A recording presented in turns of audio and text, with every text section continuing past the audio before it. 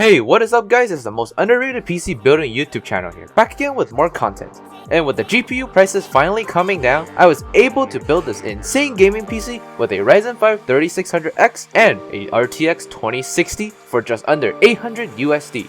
So without further delay, cue the intro and let's get to the video.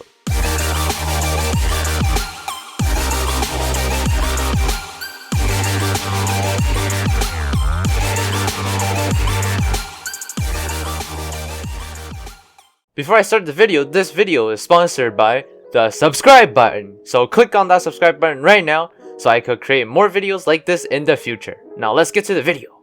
First, let's get to the best part of this build, which is the RTX 2060 6GB. I was able to get this GPU for just below MSRP, which was 450 Canadian dollars. At the time of recording, this is one of the best price to performance RTX graphics cards on the used market, and it performs better than the new RTX 3050.